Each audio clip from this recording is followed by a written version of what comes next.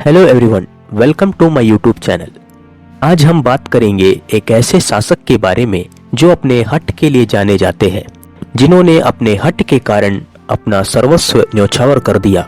हम बात कर रहे हैं रणथंबोर के वीर शासक हमीरदेव चौहान के बारे में, जिन्हें हठी हमीर भी कहा जाता है। हमीरदेव चौहान वीर पृथ्वीराज चौहान के वंशज थे। हमीरदेव चौहान का जन्म 7 जुलाई 1272 में रणथंबोर में हुआ था। इनके पिता का नाम जैत्र सिंह था, जो रणथंबोर के शासक थे। हमीरदेव बचपन से ही काफी वीर और पराक्रमी थे। इनके पराक्रम से प्रभावित होकर राजा जैत्र सिंह ने अपने जीवित रहते ही सन 1282 में हमीरदेव चौहान को रणथंबोर का राजा बना दिया। शासक बनते ही हमीरदेव अपने राज्य का विस्तार करने लगे। हमीरदेव चौहान ने अपने राज्य को मालवा तक विस्तार कर दिया। 1290 में दिल्ली के सुल्तान जलालुद्दीन खिलजी ने रणथंबोर पर आक्रमण कर दिया। इस आक्रमण का हमीरदेव चौहान ने बड़ी वीरता से उत्तर दिया और जलालुद्दीन खिलजी को वापस लौटने पर मजबूर कर दिया। 1292 में एक बार फिर जलालुद्दीन खिलजी ने रणथंबोर पर हमला किया, परंतु इस बार भी सफलता उनके हाथ नहीं लगी और जलालुद्दीन खिलजी को असफल लौटना पड़ा। 1292 में अलाउद्दीन खिलजी दिल्ली का सुल्तान बना। अलाउद्दीन ने रणथंबोर पर आक्रमण नहीं किया, परंतु 1298 में एक ऐसी घटना घटी जिसके कारण अलाउद्दीन का ध्यान रणथंबोर पर केंद्रित हुआ। 1298 में गुजरात से लौटती हुई सुल्तान की सेना में नागौर के पास लूट के धन बंटवारे को लेकर विवाद हो गया। विवाद बढ़ता गया और सुल्तान के सेनापतियों के बीच झगड़े हो गए। वे एक दूसरे पर हमला करने लगे। इसी हमले से अपनी जान बचाकर सुल्तान का मंगोल सेनापति मोहम्मद शाह और खबरू रणथंबोर में हमीरदेव चौहान की शरण में पहुंच गए।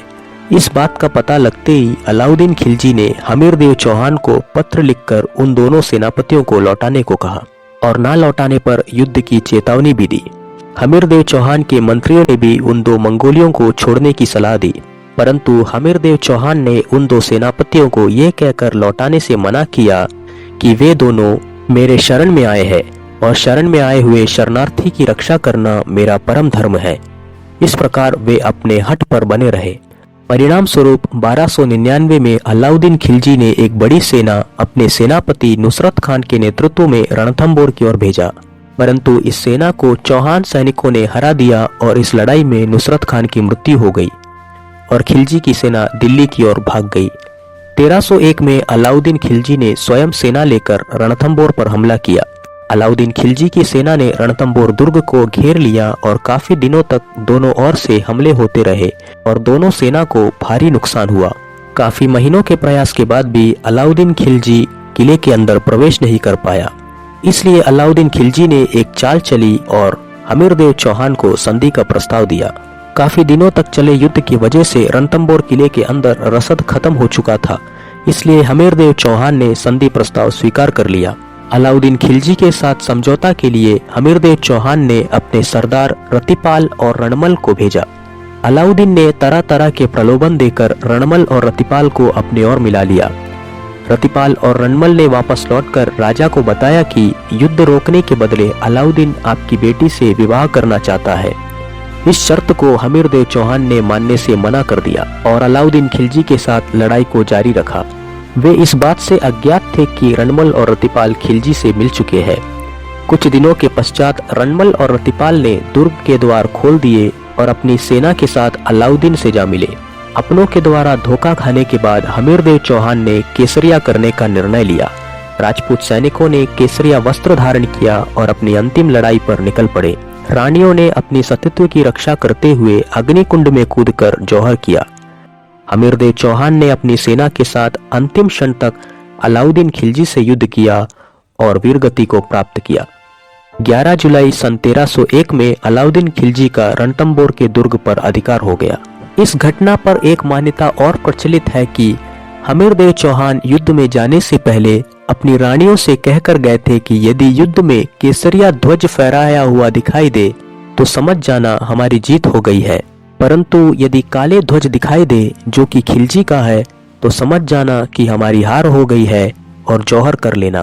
कहा जाता है कि इस लड़ाई में हमीरदेव चौहान की जीत हो गई थी, परंतु रणमल और रतिपाल जो खिलजी से मिल चुके थे वे दोनों काला ध्वज लेकर दुर्ग की ओर भागे।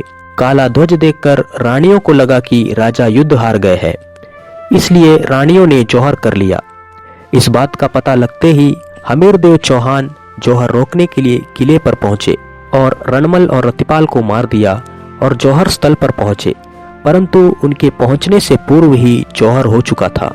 हमीरदेव चौहान अपने रानियों को नहीं बचा पाए।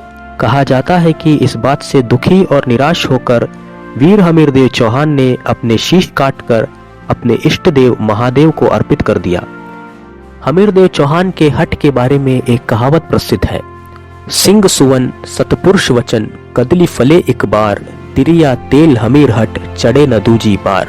अर्थात सिंह एक ही बार संतान को जन्म देता है, सज्जन लोग बात को एक ही बार कहते हैं, केला एक ही बार फलता है, स्त्री को एक ही बार तेल एवं उबटन लगाया जाता है, अर्थात उसका विवाह एक ही बार होता है।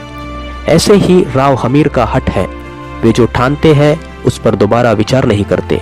अपने हठ और शरणार्थियों की रक्षा हेतु वीर हमीरदेव चौहान ने अपना राज्य, अपना परिवार, सब कुछ न्यौछावर कर दिया। इतिहास में शायद ही कोई और राजा होगा जिसने अपने हठ के कारण अपना सब कुछ बलिदान कर दिया।